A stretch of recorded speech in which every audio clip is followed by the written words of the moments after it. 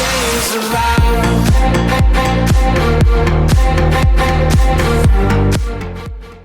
Hello and welcome to the Tottenham America channel. Yesterday, Tottenham Hotspur played out a 2-2 draw against Arsenal in the North London derby in the 6th Premier League game of the season, and it finished 2-2. 2 goals from Son for Spurs and a Romero own goal and a Saka penalty getting the goals for Arsenal. It's the first time that Tottenham have managed a result away in the North London derby since 2019 under Mauricio Pochettino, which was also a 2-2 draw.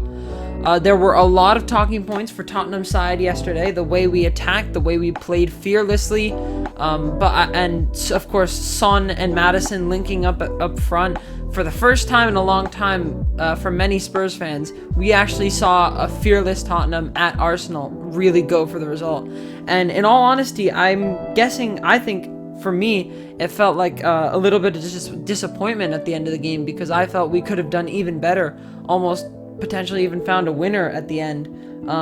But either way, it was a great performance from Tottenham. We were lively, we were attacking. Obviously, there were some times where we showed a little bit of inexperience, but that comes from such a young side. So obviously, we had some mistakes in there. But the goals we conceded, I don't think either of them were really our faults. Maybe the first one, defense could have been better before Saka ran into the box, but the second one was just unlucky on Romero. So it was a very, very strong statement game from Tottenham to show that we are ready to compete.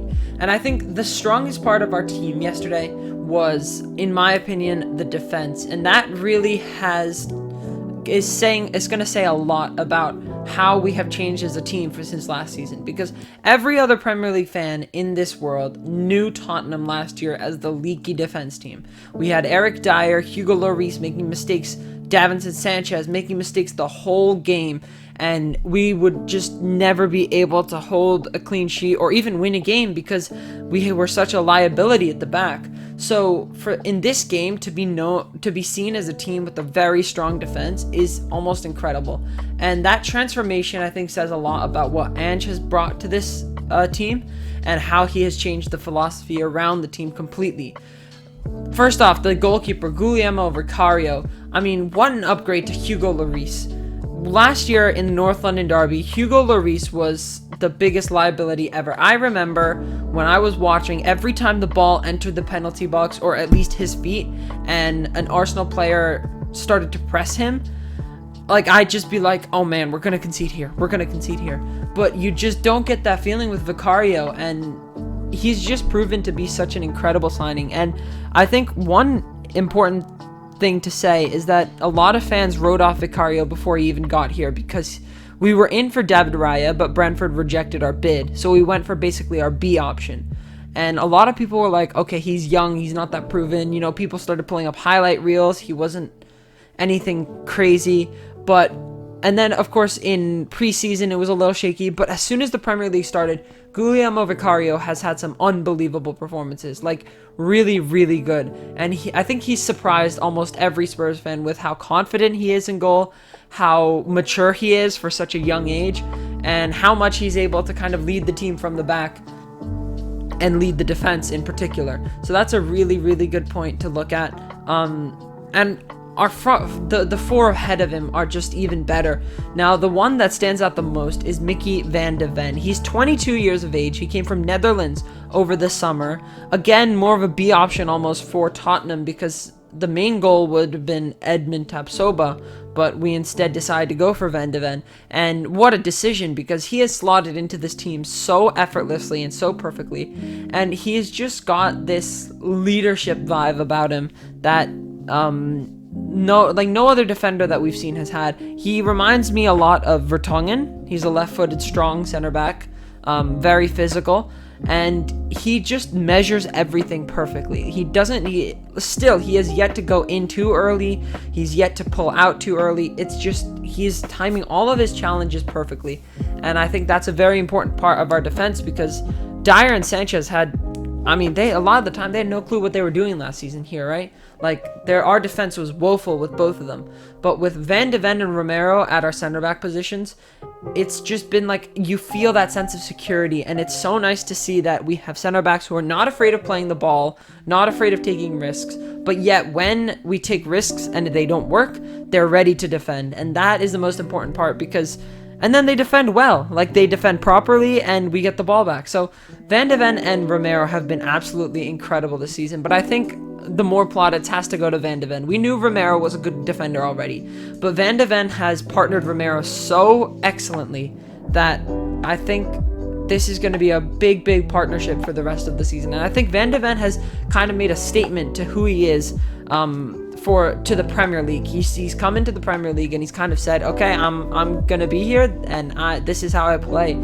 And he's really, I think, given a big shock to a lot of other fans, pundits, experts out there as to how actually good Van de Ven is, despite him not being a well-known name, despite him, coming from Wolfsburg, which is in Germany. So, the step from the Bundesliga and Germany to the Premier League and Tottenham is there's a big step in there.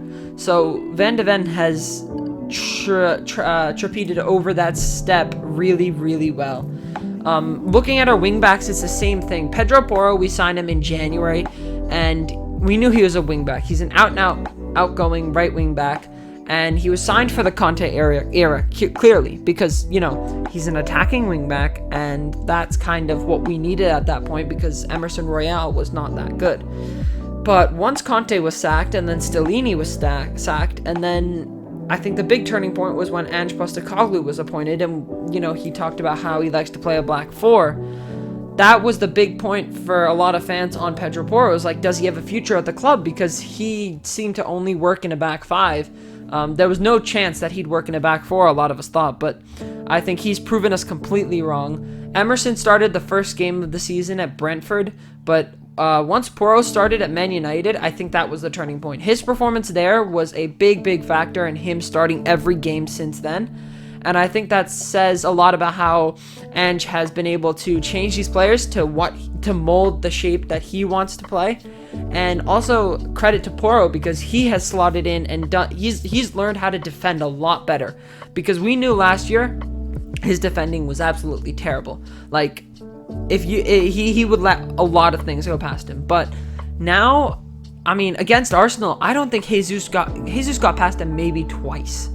And even then, if he got past Pedro Porro, Van de Ven was there to cover.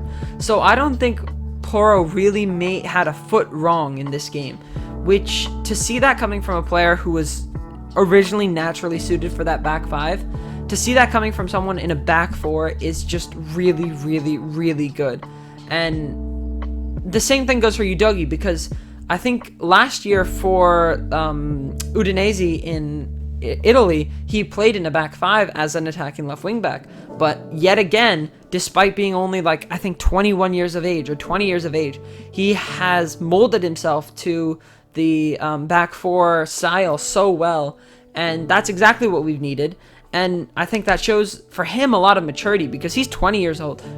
There's not many players who can do that at 20 years old in probably arguably the hardest league in the world. So the whole defense as a whole, it's young, it's mature, and I think we have big chances in the future. Like Tottenham, this is going to be a big changing point. For Tottenham, it's always been that the attack was good, the midfield was decent, but the defense was always the part that broke down, and that was the part where we'd lose games. So now to have that back four, back five, including Vicario, fully set basically at this point, gives our team, I think, and gives a lot of the fans so much more confidence, because we know now, okay, we're not going to be conceding as many leaky goals as we did before. We've got real talent and power in our wingbacks, and our center backs know how to defend now. They've got a real strategy. I think that gives confidence to the rest of the team. This allows, the midfielders and the forwards to go forward further, because they know that, they've got increased confidence in this defense. So it's changed the team a lot for the better. And I think this is going to be a huge turning point for Tottenham. I'm excited for this season, because it's going to completely, spin around the expectations that people had for Tottenham, because at the start of the season, you know, Ange Postecoglou is a very new manager. We had brought in a lot of young players, except for Madison, really. Vicario would look like a liability. Van de Ven looked like a liability. But they've all come in and they've all settled in. And before, people were saying, okay, they might be lucky to get 7th or 8th. We're in the top 4 right now. We are chasing after those first and second positions. And we were second for a while until this draw against Arsenal, which, of course, is not at all a bad result, because Arsenal played really, really well last season, and they're still a pretty well-built team and well-drilled team. So to have gotten a result against them is absolutely incredible. But I'm really excited for this season. I think we've got a lot of big things coming our way. We've got a young team that's full of talent, and I think we can really go places. But that's it for my kind of review of how impactful the defensive changes have been for Tottenham. If you enjoyed and want to see more content, make sure to subscribe to the channel. Comment down below your thoughts on what Ange has done to this team. And until next time, come on, you Spurs!